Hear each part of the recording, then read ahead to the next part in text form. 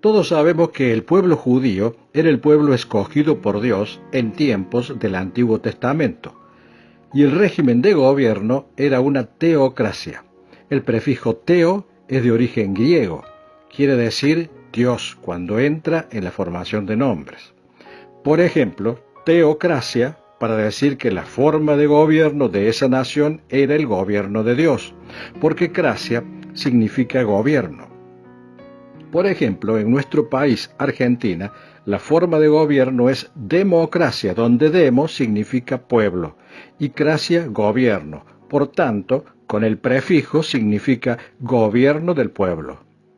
En este caso, el gobierno es ejercido por el pueblo a través de sus representantes. Pero en el pueblo judío, el gobierno teocrático era ejercido por Dios por medio de representantes elegidos por el Señor. Dice Éxodo 19:5, ahora pues, si diereis oído a mi voz y guardareis mi pacto, vosotros seréis mi especial tesoro sobre todos los pueblos, porque mía es toda la tierra. Y el versículo 8 dice, y todo el pueblo respondió a una y dijeron, todo lo que Jehová ha dicho haremos. Y Moisés refirió a Jehová las palabras del pueblo. Es decir, que para que un país sea un especial tesoro para Dios, es necesario cumplir con los mandatos divinos y con las leyes. Israel tuvo un gobierno ejercido por Dios, y no por imposición divina, sino que a pesar de ser Dios, le consultó previamente al pueblo, y éste aceptó ser el especial tesoro sobre los pueblos, porque dice que todo el pueblo respondió a una. Y por eso Moisés refirió después a Jehová esas palabras del pueblo. De ese modo se celebró un pacto, y así llegó a existir la nación teocrática de Israel, según lo narra Deuteronomio 26:18.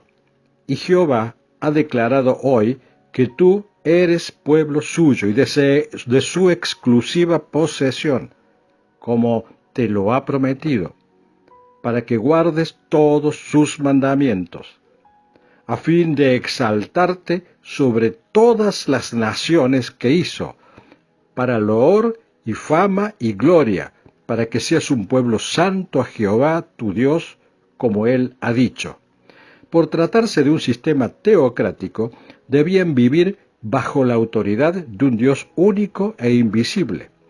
Sus gobernantes se consideraban los agentes de Dios, pero es importante destacar que ellos no tenían un poder absoluto o arbitrario, sino que estaban limitados por la ley de Dios, representada en la Torá, es decir, el Pentateuco, o sea, en los 5 primeros libros de la Biblia, cuyas disposiciones regían tanto para gobernantes como para gobernados. Y su cumplimiento era condición necesaria para que la nación sea exaltada sobre todas las naciones. Las Sagradas Escrituras exhortan a las autoridades a ser justas y también recuerdan al pueblo el mandato de cumplir con sus deberes morales.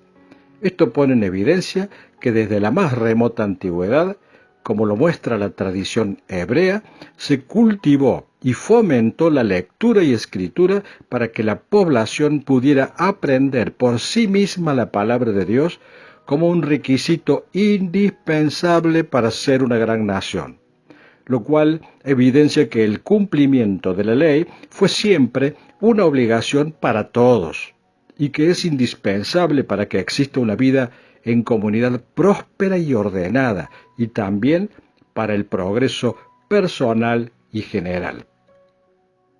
Los profetas, en ese ambiente, actuaban como las voces autorizadas de la conciencia pública que recordaban la ley a los gobernantes injustos o carentes de sabiduría. En Miquea 3:1-4, Dios advierte a los gobernantes y autoridades del pueblo de Israel que a ellos les corresponde conocer el derecho y no odiar el bien y amar el mal. y que no deben arrancar la piel del cuerpo a su pueblo, ni la carne de los huesos, queriendo significar simbólicamente que eso es una forma de descuartizar a una nación y al pueblo. Por tanto, advierte a los que incumplen la ley que Dios se apartará de ellos, no los va a auxiliar, ni tampoco les va a responder, y esconderá de ellos su rostro porque hicieron lo malo. O sea, que el cumplimiento de la ley fue siempre un mandato de Dios, incluso bajo el régimen teocrático. Con más razón, eso debe ser así en un régimen democrático, porque es la única forma que un país tenga orden, progreso y sea bendecido por la mano de Dios y que Él acompañe las decisiones. De lo contrario, dice, esconderá su rostro.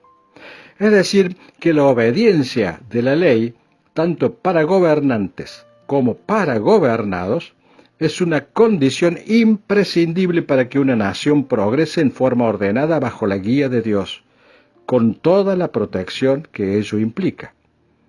Lo contrario es apartarse de Dios, con todas las consecuencias que ello trae para todos.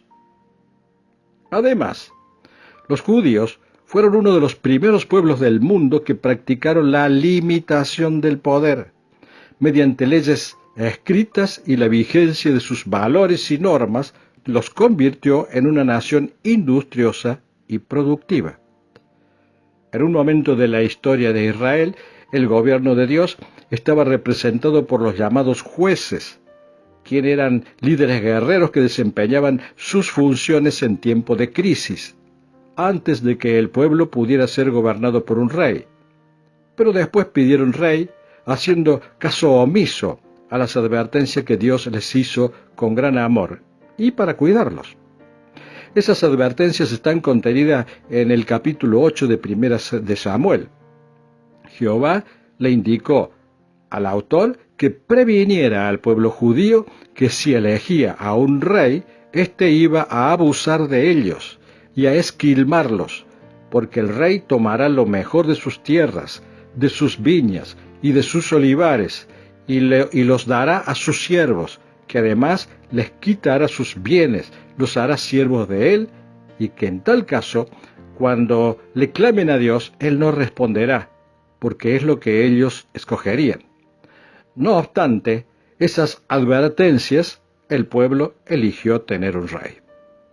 Recordemos que Dios le dio al hombre libre albedrío y respeta lo que decida.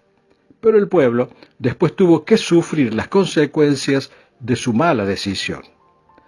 También nos cuenta la Biblia que el suegro de Moisés le sugirió que no asumiera todas las tareas de juez y gobernantes, sino que enseñara al pueblo las ordenanzas y leyes y dividiera su poder entre muchos jefes inferiores para que atendieran en los pequeños asuntos. Moisés aceptó el criterio y designó a estos jefes para que gobernaran sobre grupos incluso de 10 personas. Es decir, que la división de poderes también tiene origen en Dios para vivir en una sociedad organizada correctamente. La Biblia enseña también que Dios, al expulsar a Adán y Eva del paraíso, les indicó que en adelante ganarían su pan con el sudor de su frente, es decir, trabajando, lo cual induce a pensar que fue una clara defensa de la propiedad de cada uno, para que cada individuo conserve lo que generó con su trabajo. Esto se ve ratificado en el libro de Génesis, que nos cuenta que Abraham compró la cueva de Macpelá y las tierras adyacentes. También, entre los mandamientos que Moisés recogió del Señor para transmitírselo a su pueblo, se establecen reglas de respeto a los bienes del prójimo, tales como no hurtar y no codiciar los bienes ajenos. Al producirse la rebelión en el desierto, el propio Moisés se defiende de las acusaciones manifestando que ni aun un asno he tomado de ellos, con clara alusión al respeto que debía tenerse por los bienes de otras personas. Posteriormente, el profeta Samuel sostiene lo mismo. ¿De quién he tomado yo un buey o un asno? Literalmente expresa: aquí estoy, atestiguad contra mí delante de Jehová y delante de su ungido, si he tomado el buey de alguno, si he tomado el asno de alguno, si he calumniado a alguien, si he agraviado a alguno, o si de alguien he tomado cohecho para cegar mis ojos con él, y os lo restituiré. La cultura hebrea consideró que la riqueza adquirida honradamente era una bendición. La Biblia exhorta a la caridad a favor de los pobres, pero no ensalza la pobreza. El anhelo de Dios es que a nadie le falte su sustento. La Torá, es decir, el Pentateuco, solamente condena a los ricos cuando se comportan en forma impiadosa. El capítulo 28 del libro de Deuteronomios, hasta el versículo 14 inclusive, detalla minuciosamente que si el pueblo y los gobernantes de Israel cumplían los mandamientos de la ley, obtendrían prosperidad y serían exaltados por encima de las otras naciones. Y a su vez, desde el versículo 15, enumera las consecuencias que deberán soportar si no oyen la voz de Dios y no cumplen todos sus mandamientos y sus estatutos.